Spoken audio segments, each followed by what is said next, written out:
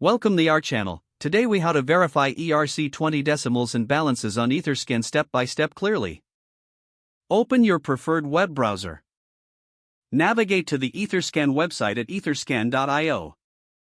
In the search bar at the top, enter the ERC-20 token contract address you wish to verify. Press the Enter key or click on the search icon.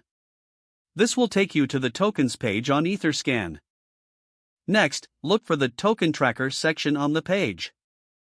Here, you will find information about the token, including its name and symbol. To find the decimals, locate the decimals field within the Token Tracker section. The number displayed here indicates how many decimal places the token can have. To verify balances, scroll down to the Holders section. Here, you will see a list of addresses holding the token, along with their respective balances.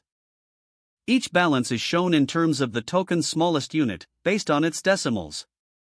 To convert token balances to whole numbers, refer back to the decimals you noted earlier.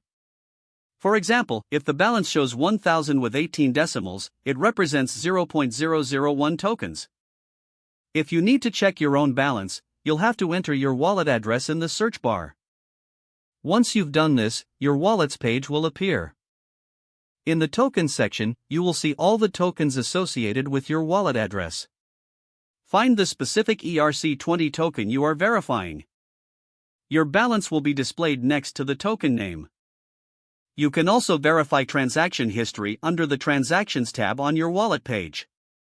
This will give you insight into your past interactions with the ERC-20 token. By following these steps, you can effectively verify both ERC-20 decimals and balances on Etherscan. If the page does not load, refresh the browser or try again in a private or incognito window. Make sure you are using the correct email address, then retype it carefully to avoid small typos. If your password is not accepted, use the reset option and create a new strong password you can remember.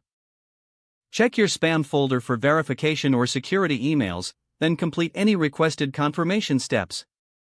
Enable two-factor authentication if available to improve account security and reduce unauthorized access risk. After signing in, review your profile details so your contact information and settings are accurate and current. Don't forget to like this video and subscribe to our channel for more step-by-step tech guides.